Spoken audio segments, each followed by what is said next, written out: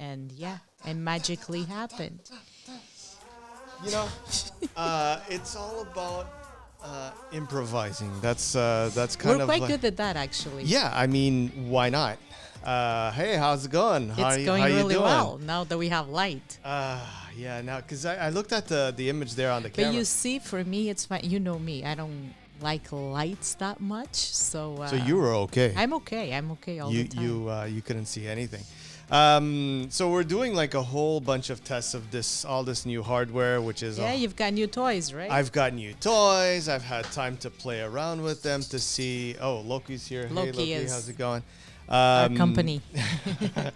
I've had some time to test things out, and it's been interesting. It's so do tell us, like, what are these? Look, we can have some music now. That's awesome. It's like a radio station. Yeah, it does bring us back to the old days of when it was not this high tech, mind you. No, but, it was bigger than this. This is a small little thing. Come on, like it's small compared to what we had there at the radio station. But this does the same thing. This is how crazy technology has developed, eh? It doesn't do the exact same thing, but it does.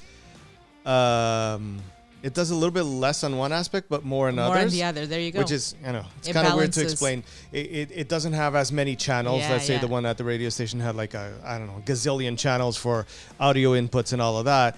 But this one actually, we're able to it will balance things phones out. and the computer and all that kind of stuff, That's which is pretty awesome.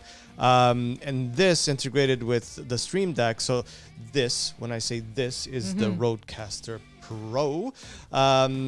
With the Stream Deck, allows us to do fun stuff like clicking a button and telling people you should subscribe to the channel because you should. And mind you, we're doing this live on Creative 7 on the Creative 7 channel, but this is actually a Creative Spin podcast that we're recording live that will be available in that channel. We just can't do it yet there because you guys haven't been subscribing, and we need subscribers on the Creative Spin podcast channel so that we can start doing the lives directly from there. So guys, if you're watching this now or if you're watching it in replay, it would be awesome if you guys could go there and give us a little hit on that subscribe button. Do you see any comments right now? Anybody Not yet. coming in? All right. I was just going to ask if there was anybody there so that we could see if we were actually live and making... Well, I know we're live. Ryan is saying, hey, Jay. Hey, so what's going on? So to Ryan, can you hear us properly? That's always the question when you're doing a live stream is, can you hear me? Because we're actually able to see the video, but if we were to kind of try to listen to it, it's going to feedback and all that jazz. So that's why we always ask people if we are live or not. Yeah. But anyways... The topic for... Ryan says, I don't know both your names. So I'm Anna and that's Jamie. I'm Jamie. Nice to meet you. And welcome. This is the Creative Spin Podcast. This is a spin-off from the Creative 7 channel. It is now its own channel, but like I just said, we can't be there live. We have to be on this channel still. So we're asking everybody that comes into our Creative 7 channel to afterwards, whenever you have a chance, go over to the Creative Spin Podcast channel and give us a subscribe so this way we can start doing live streams from there. Today's podcast, we're going to be talking about what it is to be living in this new normal life of quarantine and all these changes that we've done in our lives. It's been surreal, I have to say. It's been surreal. So we're going to be talking about that, but from a teacher's perspective, from a business owner's perspective, and from a family perspective. Yeah, so for sure. You guys stay tuned to that while we hit that intro.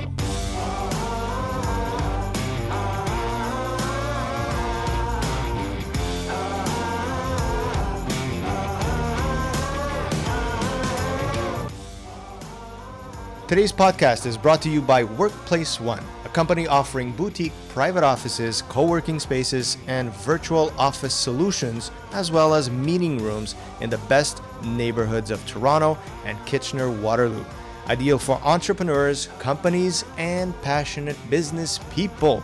Workplace One is where you want to be with your business. For more information, go over to workplaceone.com.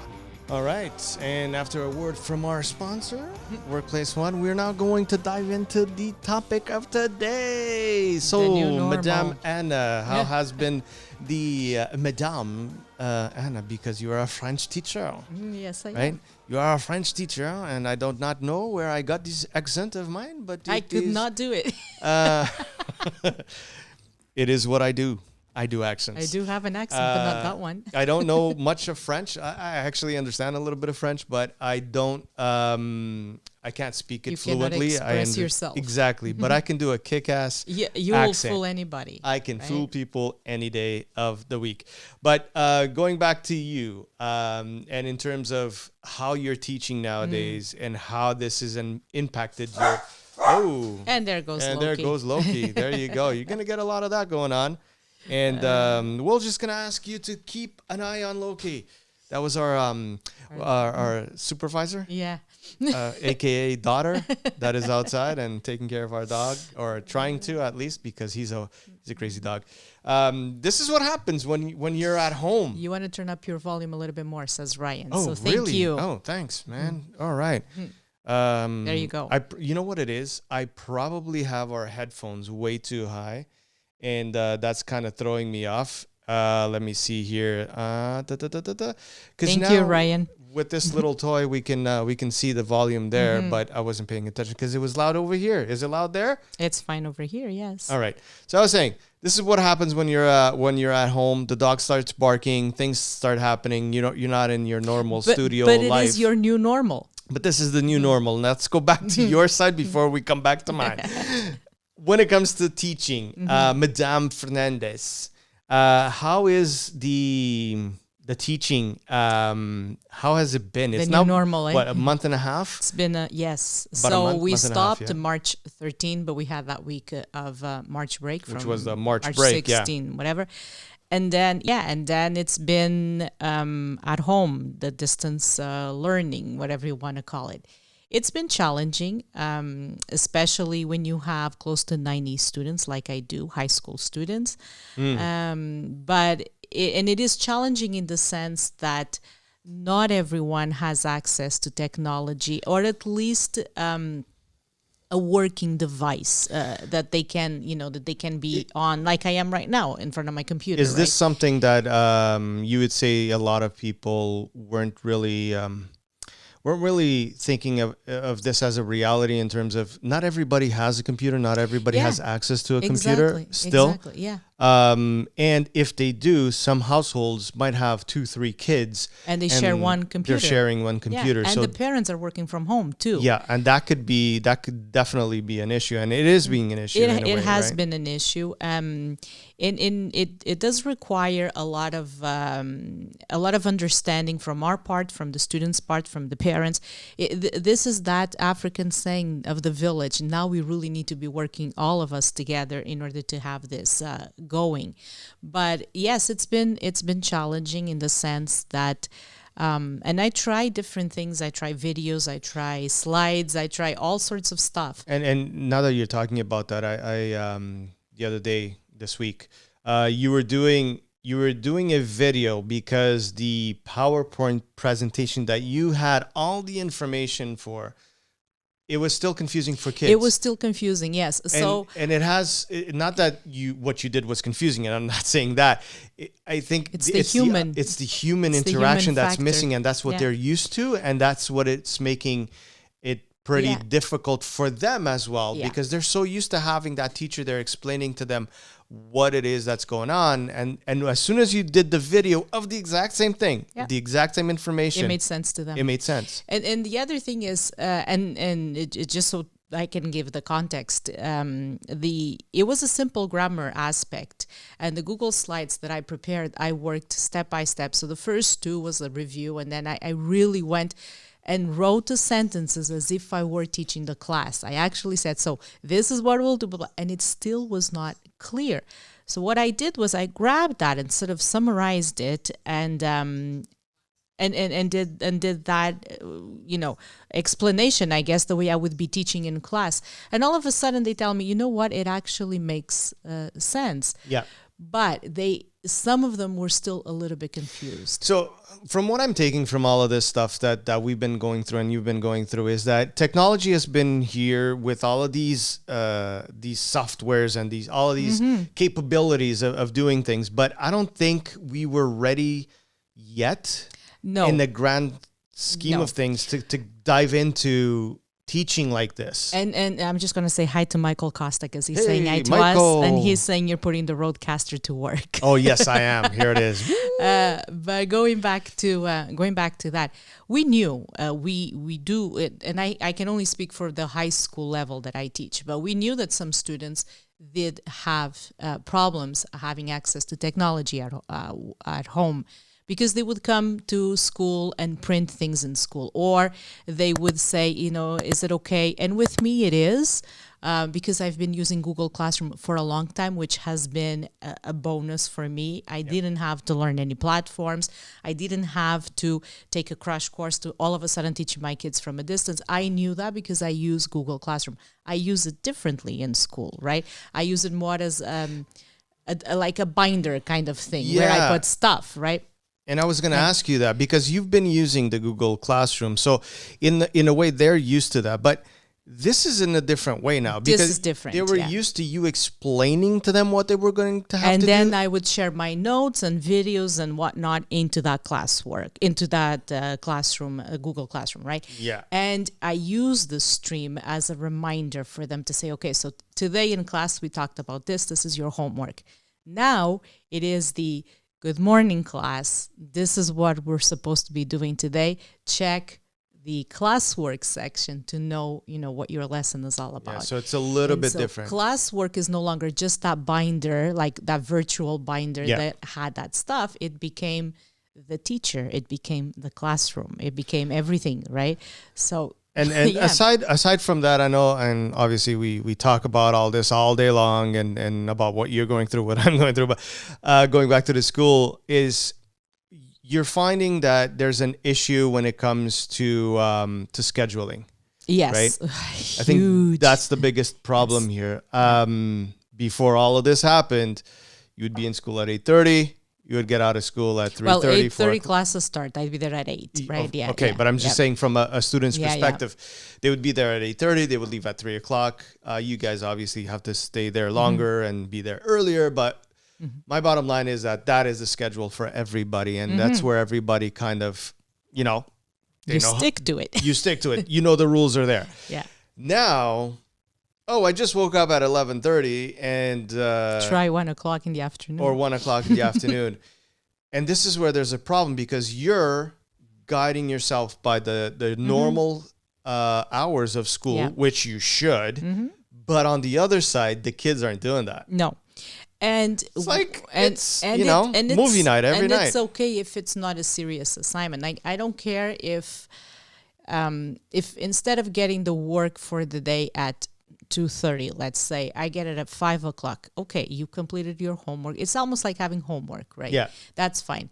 Where there is an issue is that if I assign a test, I'm going to put time to it. So a test that would normally take them an hour to write, I'm giving them 5 hours. But you give them a heads up, no? Right? Oh, like yes. No, days. Yeah. Okay. On Sunday, like every Sunday evening when I prepare the week outline, because, I have all the lessons pre-done. So when I'm getting that weekly plan done, the first page is actually a schedule. So this is what's happening, right? And if I say, excuse me, if I say there is going to be a test on Tuesday, it means that I'm going to make it available, let's say at 8:30, which in school you would have an hour to complete, but I'm going to give until, let's say, 2:30. Why do I do that?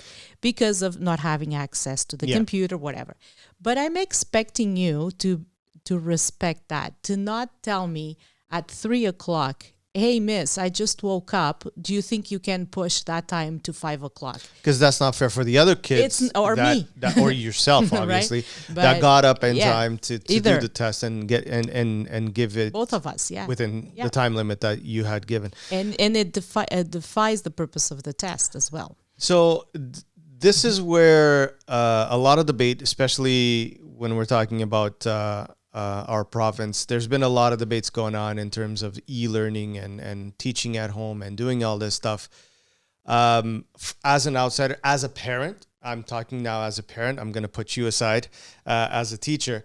But as a parent, I don't feel like we're ready yet as a society to go into to embrace an e-learning situation.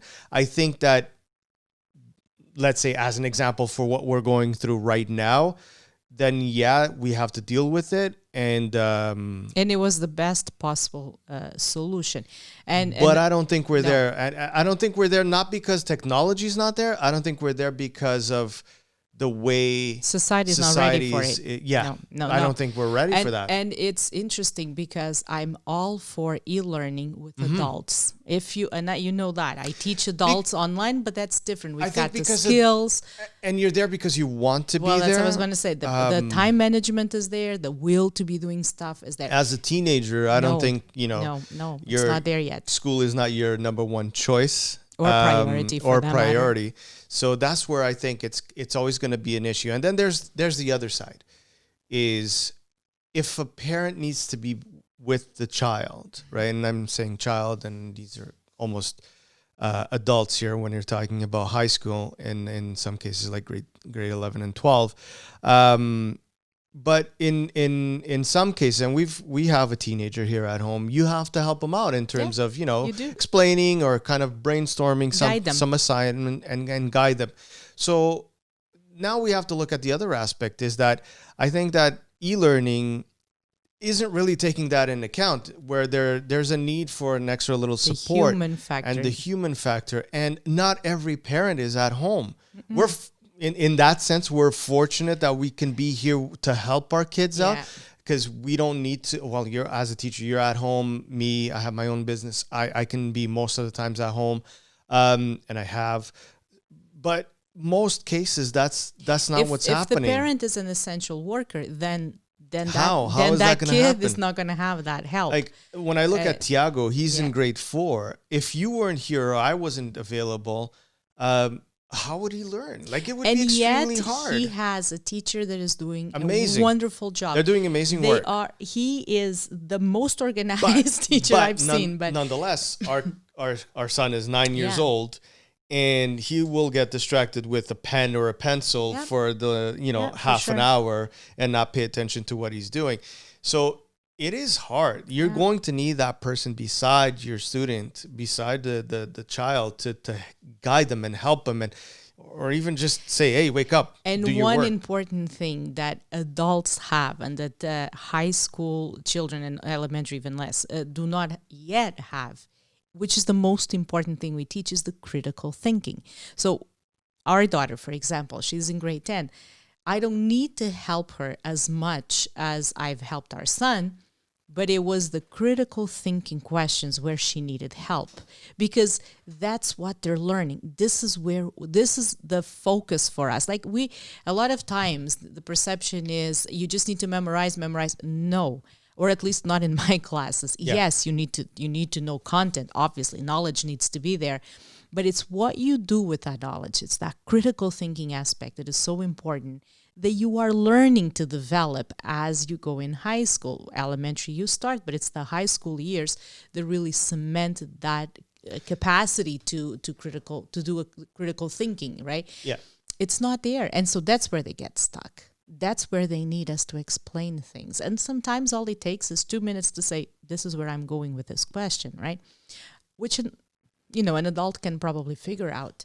Now, the parent in me, and that's what I was going to say. So you've been talking from a teacher's perspective, but you're a mother as well. So now you're dealing with your kids in school, you're dealing with your kids at home, and you're still dealing with your life, because you're a human being and you need to, now you have to get breakfast and there's lunch, no takeout, there's so much stuff. I mean, you could order and all of that, but I'm avoiding going out. And life at home, it is what it is. But now all of a sudden you've got all of these things that you have to do, and you're expected to do so much more in your job, which, you know, as a teacher, when this wasn't the normal, you know, you would clock off at 3:00. Now you're getting emails, most of the emails from what you're saying, 7, 8, 9, 10, 11 after in the 3:00. evening. Yeah. So what is one to do? Like, are you only should you only look at those emails the next day, because that's when your next day of work technically starts, and it's what we are and told that's what to you're do, doing, right? But and now on the flip side, you're getting the comments from the kids and the parents saying, hey, I sent you an email at 4:00. Why aren't you getting back to me? oh, I got one saying I sent you one last night, but last night was actually at 3 a.m, right? And so I had to address that issue, and I had to say, schedules, just because this is the new normal, just because you are home, it doesn't mean that the days of the week evaporated and that schedules no longer apply. A weekend is still a weekend. Exactly. And you know, and I'm finding that not only you're complaining about it, but I'm kind of feeling a little bit of that from some of my clients as well, that you're home. No, I'm home. Well, yeah, I could be but home. we also have a life beside our lives, you know.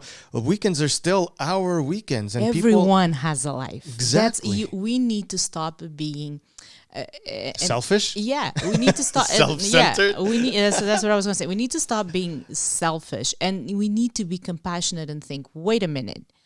I'm a human being dealing with all of this. What makes me think I'm the only one that has to deal with this, and everyone else has such an amazing life? And one of the things that with me and my colleagues is that, oh, they're teachers. That's our profession. It's our job. We are mothers and fathers, and we have families, and we have aging parents that we need to look after and maybe go shop for them. And, you know, we have all the things that I hear parents tell me about. Oh, you know, life for me is so hard because I'm taking care of my mom and my kids. I'm like, yeah, so am I. Yeah. And sometimes people forget that. And let's not just point fingers here, but I mean, I get it. Life gets complicated, and sometimes, you know, we tend to forget that other people also have to go through that. But I think now is the time that as a society, we need to really focus on everybody as a group, right? Michael has a very good question, and to go back to that as well, he says, could you see aspects of e-learning becoming implemented post-pandemic? Yes. Some of them I was already doing. So, for example, can we see more online, less photocopying? Let me put it that simple. For sure. Yeah. Can we... Let's save those trees. You know, could we probably reduce the time we are in school, and maybe... is it Norway that has like only half a day of school, but then everything else is a hands-on approach and stuff like that? I don't know exactly, but I know it's around those areas. Something like that, yes. But like I said, Michael, ideal for adults. E-learning is awesome if you're an adult. Let me put it as a high school student or elementary, like I said, yes, they can become available. These videos explaining things, you know, posting stuff online, that it should, listen, because I was doing it before the pandemic, right? I think they have a but really good... outside that or beyond that, I don't know. I think the videos have a really good position to be on, because, listen, I learned a lot from YouTube, from watching videos. You know, if you're working with whatever program you're working and you just want to figure something out, because you're an adult. Because I'm an adult. Yeah, exactly. I mean, this goes back to what we were just saying. I think we need to start looking at ways that we can implement it, but I don't think there's going to be a way that we can completely remove it, because you do need that sense of, you know, you need to be there at a certain time, and you need to do work for a certain time. So it comes back to what we were talking about, the scheduling. Yeah. We need to respect schedules. We need to understand that... just because you can sleep until 1 o'clock doesn't mean that, you know, everybody has to follow that. A friend of ours chooses, and a very good friend of ours, chooses to work more at night. Yeah, but he also respects everybody else's I schedule. was going to say, he said, that's my choice. I'm not a morning person. I function better in the afternoon, at night.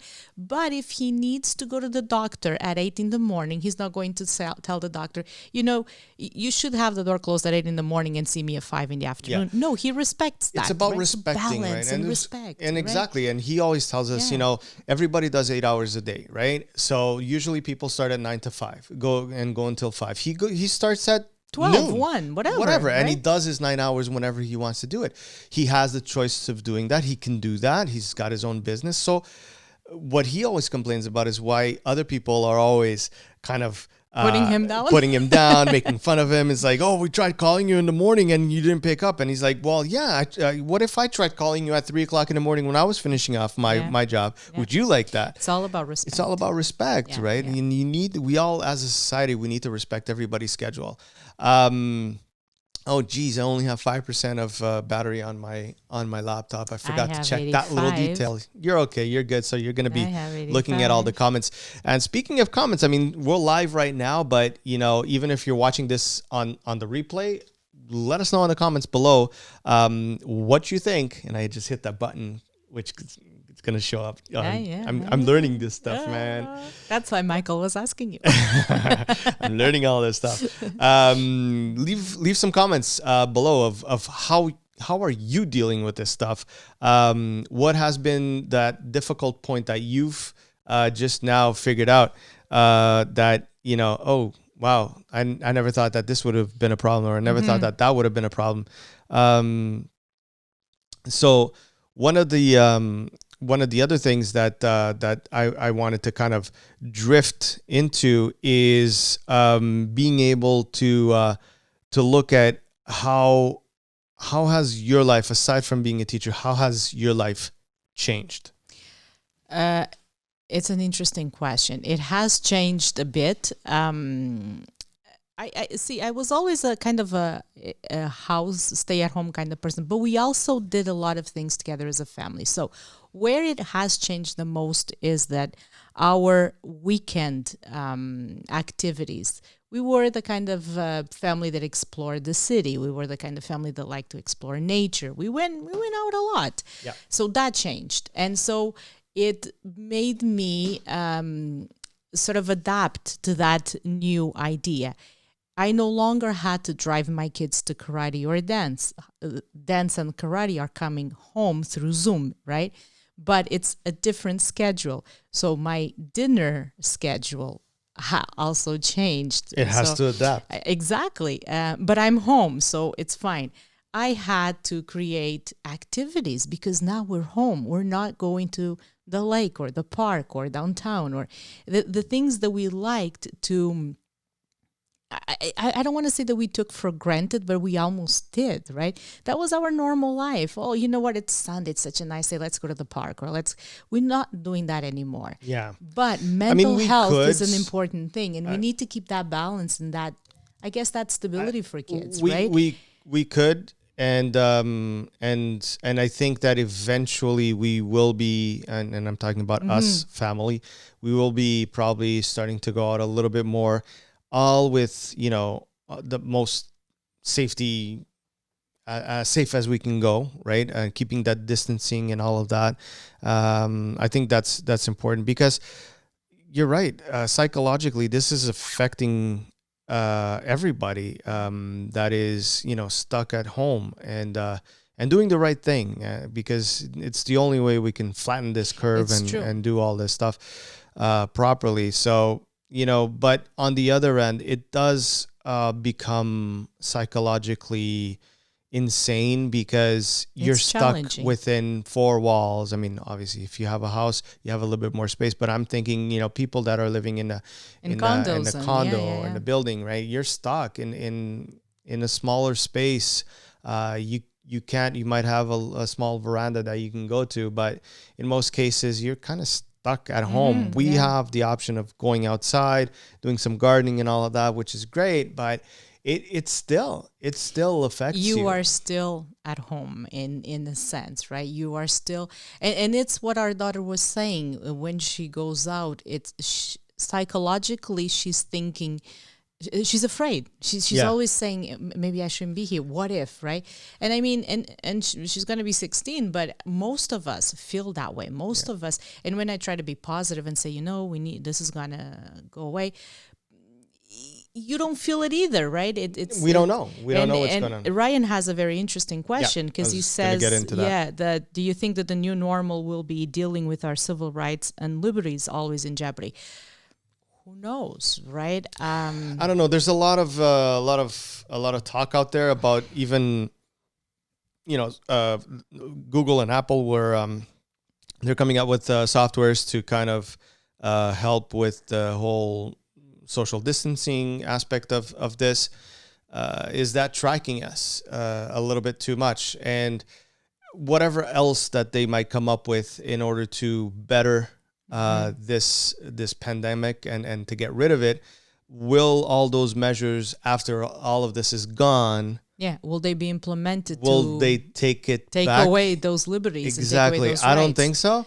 I honestly think that if any of these measures are put in place, they won't be taking them out. I think it's going to be the society that we're going to be living in, and as much as we're going to be complaining about it and not wanting that to happen, somebody's going to make it a law. Somebody's going to make it official and mandatory, and our rights are not going to be there, and that's where. I always say that in 1917, the Canadian government implemented a tax on goods that was temporary to pay for the cost of World War I. And it was temporary. Once the war was over, it's gone. We're in 2020. And we still have that tax. Somebody's forget. It's changed names, but we still have that tax. So there you go. And Nate, hi Nate. Nate says, hey. That's for you.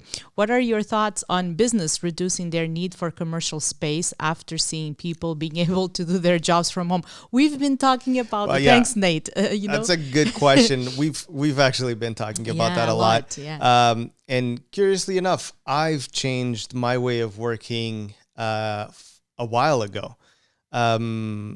Yes, because of the pandemic, I've been staying at home more, but I had already built this studio in our house because I figured that the whole commute was just insane. Especially in Toronto. We live in basically downtown Toronto. To go down to the office, which we still have down on Queen Street and Bathurst, it was insane. It would take me half an hour to get there in traffic or more. And it's not that far away. But for me, spending 45 minutes to an hour, and then when you count the coming back issue, so now you're adding 2 hours to your life. And obviously, I know for a fact that there are more people out there, especially when I'm talking about Toronto and people who live around here, Mississauga and Hamilton. It becomes, it's so much time that you spend, that you waste on the road doing nothing other than just sitting there going from point A to point B. I mean, you can listen to a podcast, Creative Spin Podcast. And it will help you on your drive to work or home. Don't forget to download those episodes before you leave. Oh my Lord. And but it does become an issue. And when I started looking at that and I started saying, okay, you know what? Let's just average it out an hour a day. Let's just say in my case in particular, it was, let's say an average of an hour of commuting a day. Well, Monday to Friday, that's 5 hours. If you think about it, that's almost a day's worth of work. So I started thinking, why? And I'm fortunate. My job, I can be sitting in front of a desk. I don't need to be in a physical location. I don't need to interact with people anymore, face to face. A lot of my work is done online, and so you keep the office for meetings with clients, basically. I still meet with people there. I still meet with other people that I work with. Designers, videographers, anybody that I want to meet with, I can meet there. So I can keep my business outside of my house, but I can still work from home with the exact or even better possibilities of work-wise. Because let's say, as an example, our internet speed here and at home is crazy good, Yeah, you know, it's and really it's fast. much Yeah, better yeah, than yeah. what we were getting down at the office space that we had down there. So in that sense, you know, especially now dealing with so much video and audio files, which are huge, you know, that does make a difference. And the interesting point for me when I look at Nate's question is also that commercial space. Before the pandemic, you would hear people say, "Oh, I couldn't work from home. I just couldn't." You know, I know office is office, and all of a sudden, Well, now most people don't have a choice. but this is what I'm saying. This pandemic came to prove that you can probably work from home. But I'm going to be playing a little bit of devil's advocate in that sense. I think that, you know, yes, you can do a lot of the work from home, but I also feel like you can't do everything from home. Like not every home is ready for that. We're fortunate enough that we did this whole thing at our place, but because we could. But most people, you know, if you're living in a small condo, you don't have that much space. So in order to bring in your desk, your computers, or whatever it may be to make your life work, that might not be right for everybody. And then you got to think about the other side is like, if you have kids, if you have a family, if your wife comes from work and now all of a sudden she wants to clean the house, or she wants to watch a TV show, and you're right beside the couch that has the TV, you know, it's not going to work 100%.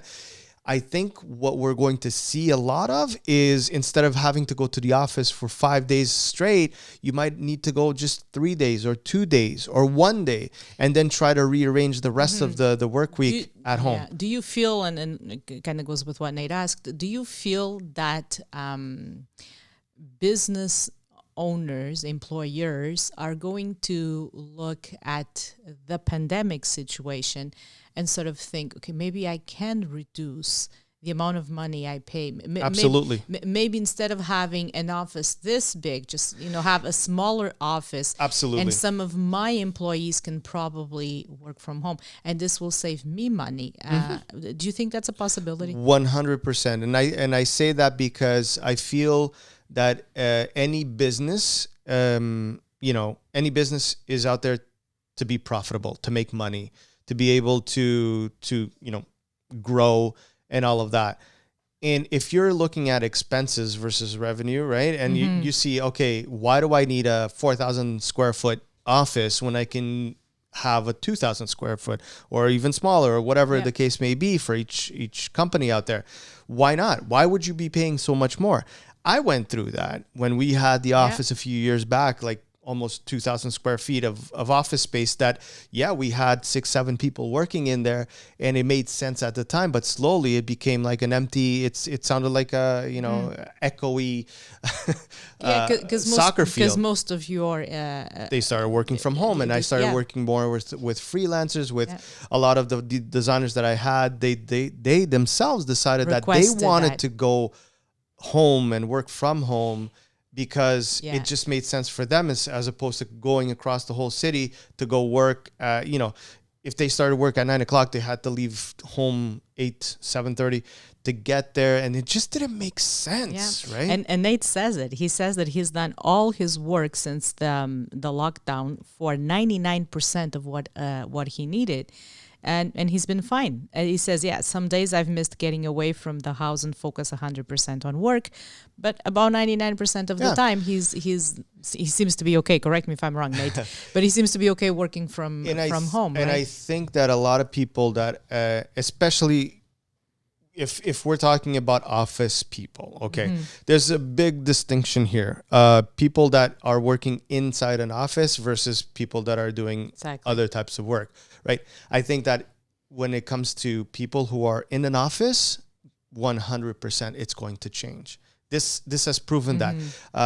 Curiously enough, this morning when I was listening to the radio show, they were actually talking about this and how it's going to change when things go back to somewhat normal. From those, let's say downtown Toronto, huge buildings, how are you going to keep everyone at a safe distance when, it was cubicles like next? Well, listen, if you're working on the 20th floor, you're going to have to take an elevator or start getting yourself really in shape. It's not a bad idea. It isn't. But guess what? If you're going up the stairs, you're going to be breathing a lot harder, and yeah, for sure. this is what the virus wants, is to be spread around. Are you going to get into a fully packed elevator? I don't think so. It's going to be hard.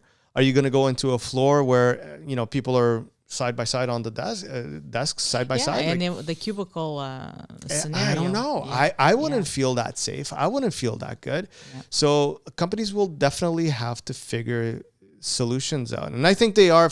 I don't think they're, now things are going to go back to normal. Now let's start thinking about that. I think companies are already starting to think about that. And there's going to be a change. There's definitely going to be a change. Technology is here to stay. We need to take advantage of it, and we need to know, what, if you have, sorry to interrupt you, but just to finish my line of thought here, if let's say a company has 20 people working for them, well, you know what, now probably you have to look at your schedule, say, we're going to only have 10 people at a time coming to the office. So let's schedule things out. You know what? Joe, Mary, and Jane are going to be here on Mondays, and the other 3 people are going to be here on Tuesdays. And this way you can just keep, based on your square footage and all that jazz, you're going to have that distancing available for everybody to be working on a safe environment. And I was going to say, that is one of the questions that comes up with school, because you have 30 students inside one classroom plus the teacher. In my case, 2 of my classes are at 30. Will school become Monday, Wednesday, and Friday for certain people? Will this e-learning that Michael was saying, could some of the e-learning aspects be implemented? Yeah. I think will students be only going a couple of days a week? I don't know. Because I look at my school, it has 2,000 students. No one, those movies that you see when the bell rings and everybody just comes out and everyone is on top of each other. That's my school. Right, it is a huge school. It's not a huge building. It's a big building, but it's a building with 2,000 students, right? And it's just not safe. Oh no, it's really excuse me, it's packed. If you think about it, and you definitely know about this, is even before the COVID-19, we had the common cold. We still do. It's still out there. If one person got a cold, everyone got sick. Everybody got sick. We joke about it. We always say that if you want to get sick in the winter, go to school. And right? Oh my God! And when it comes to like the even the younger kids, it's even worse. I've never had stomach flu in my life until I had my own children. And they went to school. And they went to school. It was the Can you guys relate? The year our daughter started in SK. That was the first year I had stomach flu. I had never had. I was lucky as a kid. I guess I never got it, but or at least I don't remember. But it was the very, very first time. So I don't know. There you go. This is but all, Nate says that's what he's doing and his people. So 4 people in our office, and we have specific days where we go in for our office necessary stuff. Yeah. And schools have been doing that. The teachers have been, well, at least in my case, the teachers have been giving the list of things they need to the principal and the vice principals, and they're picking them up for us, and it's like a curbside pickup kind of thing, right? But I guess it is the new normal. And right? I've been thinking about because of now that you mentioned the curbside and all of that, like a lot of these businesses like the Home Depots and the Canadian Tires and all of that we have, I'm having a hard time seeing how they're going to. How do you adapt to that? Adapt to this. I mean, I went to pick up some groceries yesterday, and I'm looking around, and things seem to be coming back to normal, which is great to see, but it worries me at the same time. I'm in the back of my mind, I'm like, oh my God, like, is everybody wearing a mask? Is everybody taking the precautions? And I think that's where our governments really, really have to focus. They're focusing on making sure that the businesses are taking care of that, but I think there needs to be a huge education curve when it comes to the entire population of, you know what, everybody should have a couple of masks that they should be wearing. And this is the thing. I don't see a lot of people. I do see a lot of people wearing them, but I also see a lot of people that don't. There's a supermarket here in Toronto that yesterday it made it mandatory. It was yesterday. Yeah, it was Monday, May the 4th. Exactly. You can no longer enter or shop at that supermarket if you do not have a mask on. They will not let you in. Yeah, but that brings another question. So how are they going to regulate that, and how is that? I don't know. It's going to be difficult. It is. But I don't think anybody should be going into the store without a mask and saying, "Oh, what do you mean? I want to walk in here without a mask because I'm feeling healthy." Like, that's not right. And Ryan is saying, actually, Ryan from the beginning of the conversation is saying that he doesn't see a need of so distancing from each other for too long because of COVID. And what he says is that it's people with weakened immune systems and medication and all. It's true. However, how do you know? Because you could have a strong immune system, and you may not even because this has been the discussion lately, right? You may have the virus. It's not about the me; it's about the we.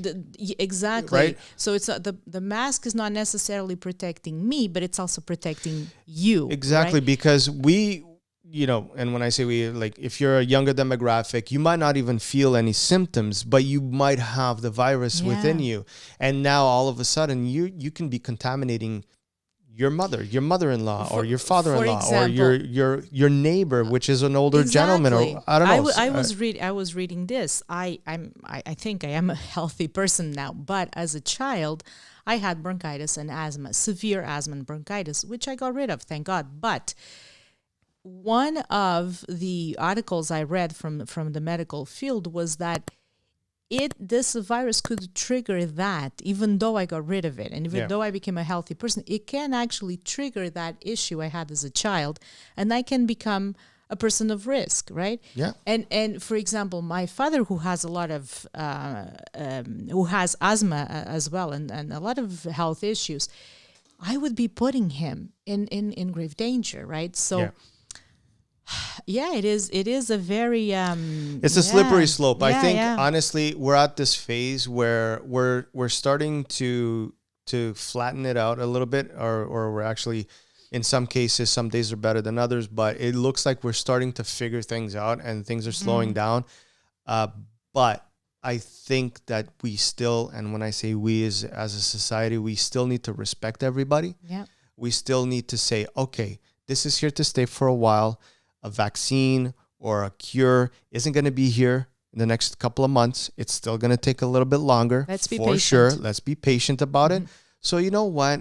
Let's do our due diligence. When we're leaving, let's wear a mask. When we're with people, let's have a mask on. Because if everybody does that, then the chances of spreading come so drastically down that's going to be the solution for all of this. I was listening to a doctor yesterday, and Let's make it stylish. And he said, I know, and he said, and he was saying that, if we bring it down, if we do not spread it any more than it's, going around, eventually a virus cannot live forever. It will die. And if it has no host, then it will eventually disappear. So it is our job not to provide the virus with a host. Exactly. Right? So I really liked what that doctor was saying. And I think it was really interesting. But yeah, we have a lot of questions, not a lot of answers, I don't think.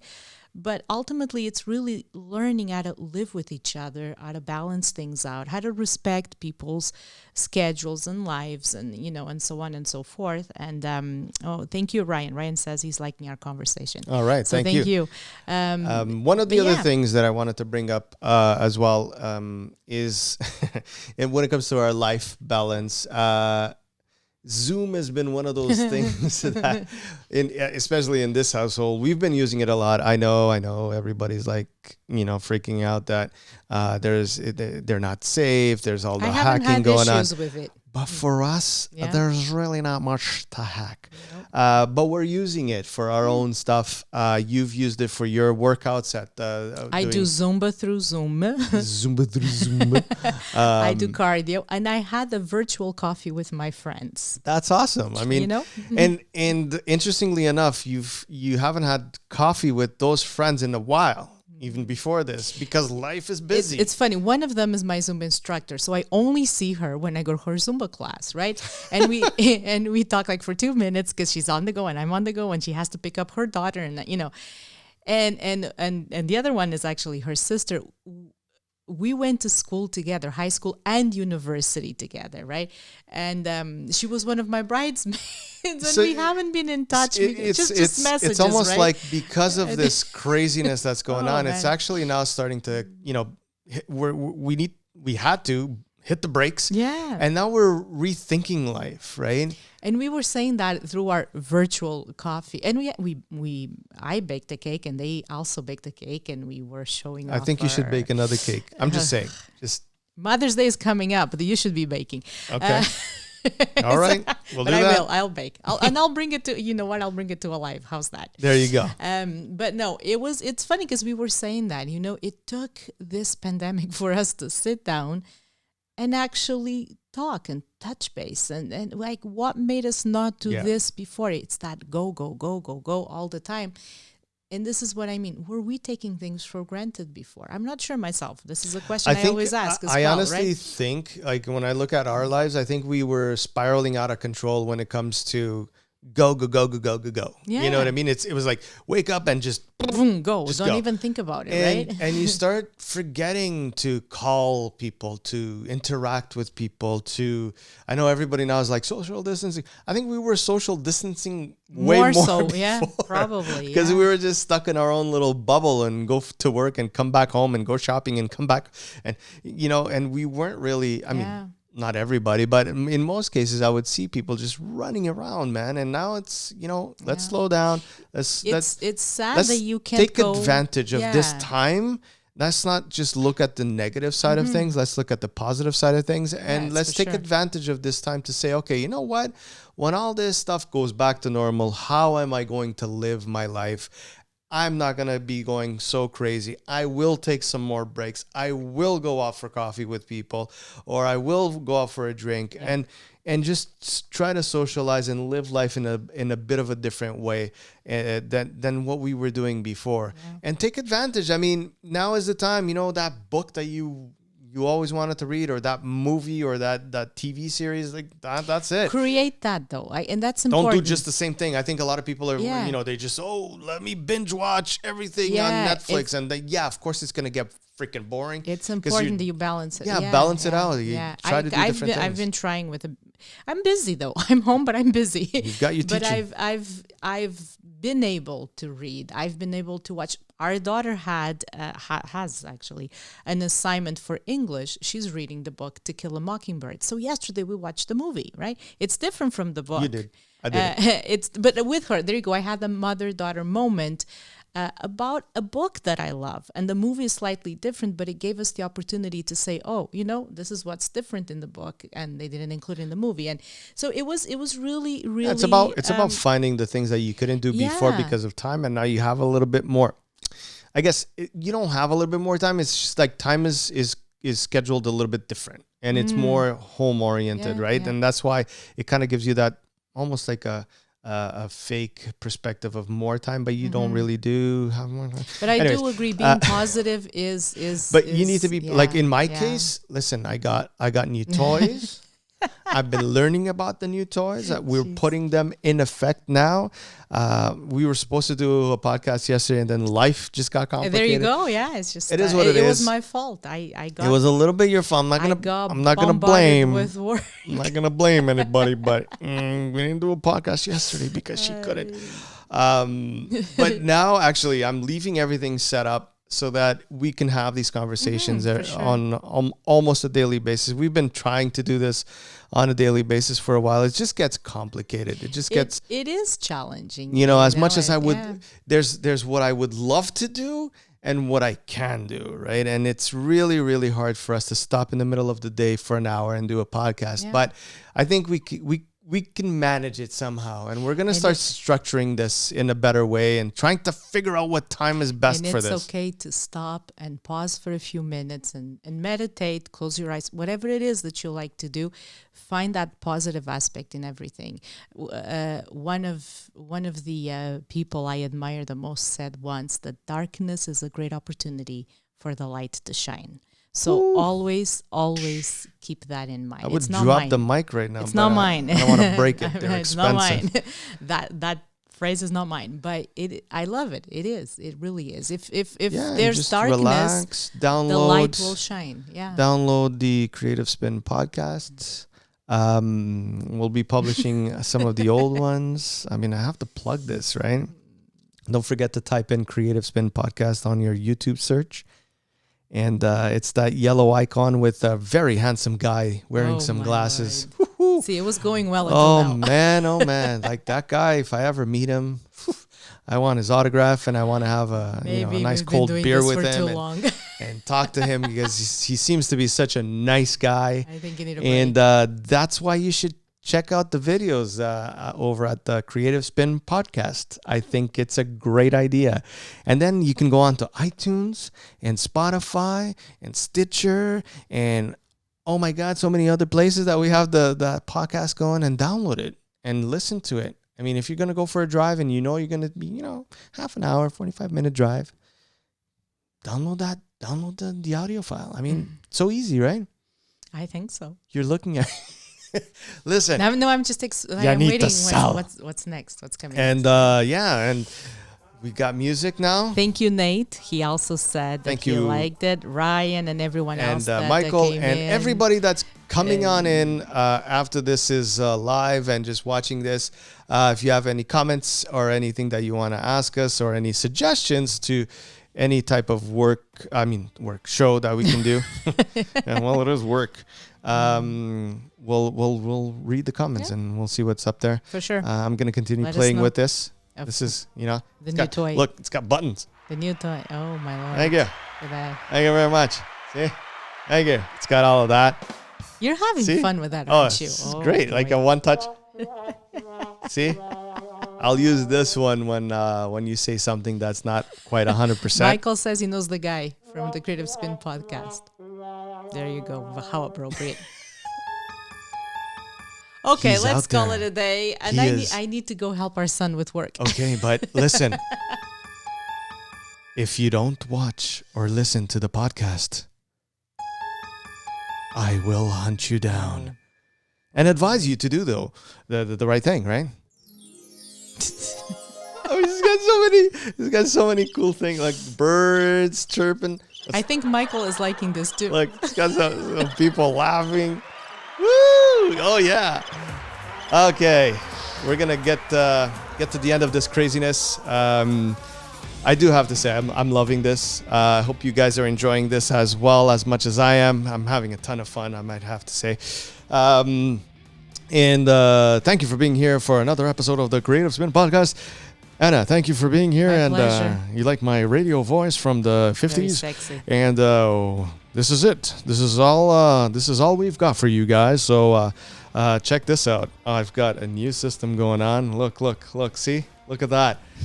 I'm showcasing all the places that you can listen to the podcast right over there. Am I not so technically advanced? See? This is what happens when you stay home for extra amount of time. You start learning all these little buttons and all this little stuff. But thank you guys. And we'll catch you guys on the next one. And I have to now search over here so you're running away. It's social distancing already? Kinda. Oh, I see. I have to reach your tablet. And I have to say stop recording. Oh, okay. Streaming, I mean. Bye. Bye. Bye.